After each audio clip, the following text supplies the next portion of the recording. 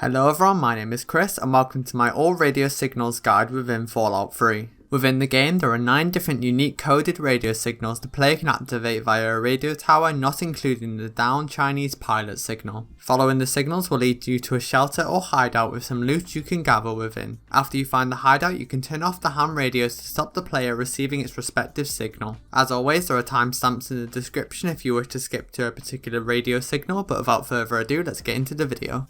First up is Alfa-Lima. To activate the signal you will need to head to the broadcast tower KB5. The switch to activate the signal can be found at the base of the tower. To find the signal, head east-southeast past the switch and down the hill where you will find the drainage chamber. Head inside and at the end of the hallway will be a door. Open the door where the player will then need to pick an average locked door. On the left hand side on a table near a skeleton will be the ham radio. Inside will be some junk items, a pre-war book and some aid items. Next up is Echo-Foxtrot. To activate this signal you will need to head to the broadcast tower LP8. The switch to activate the signal can be found at the base of the tower.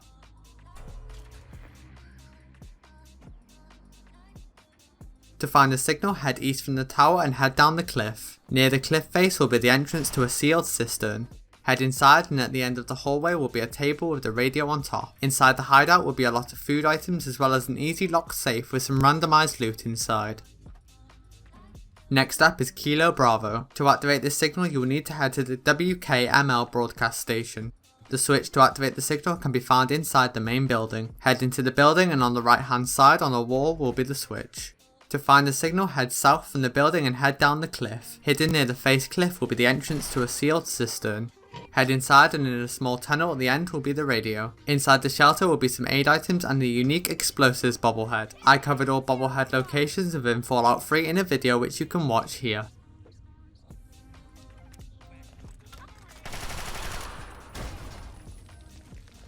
Next up is Oscar-Tango. To activate this signal you will need to head to the Drury Street metro station. From here start heading south and past a few small houses will be an unmarked radio tower. The switch to activate the signal can be found at the base of the tower behind an easy locked gate.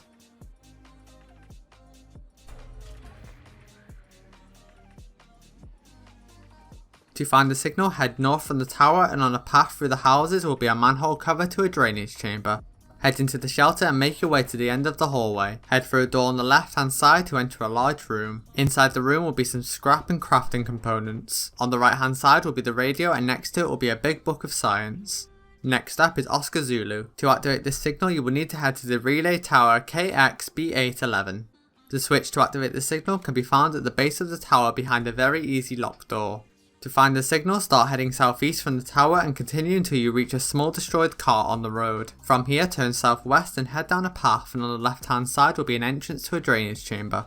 Once inside there will be 2 rooms within the shelter. The room on the right will contain a variety of loot including ammo, aid items as well as some scrap.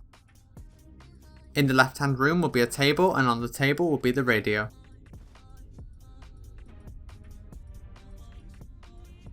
Next up is Papa November. To activate this signal you will need to head to the Charnel house. From here start heading west until you get to an unmarked radio tower. At the base of the tower will be the switch.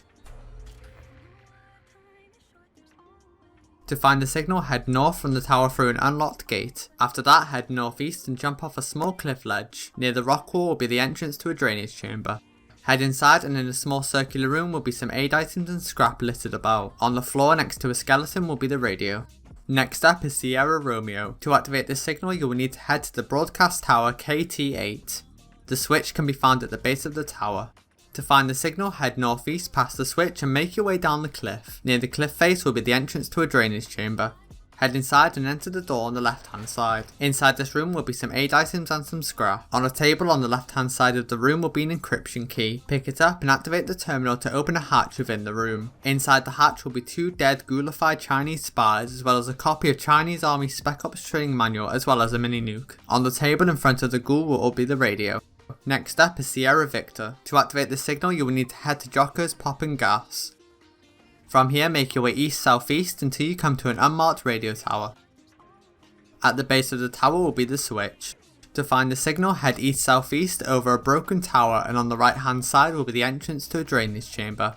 Head inside and be careful of traps in this shelter. Disarm or avoid the pressure plate in the first hallway and turn right. Continue through to some lockers blocking the path. Before pushing through the barrel, you will need to disarm or avoid the grenade bouquet in front of the barrel. Once done, take another right, and inside the next room will be the radio. This is also the biggest stash of any of the signals and includes weapons, ammo, aid items and scrap as well.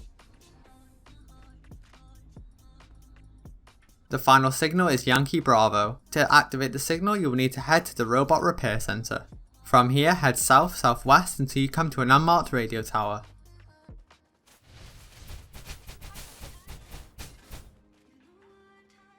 At the base of the tower will be the switch. To find the signal, head southwest from the tower, and at the base of a cliff ledge will be the sewer grate to a drainage chamber.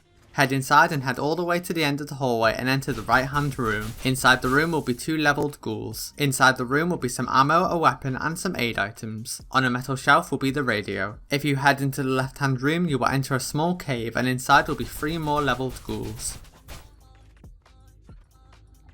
And there we have all unique radio signals in Fallout 3. I hope you find this video helpful, and as always, thank you for watching.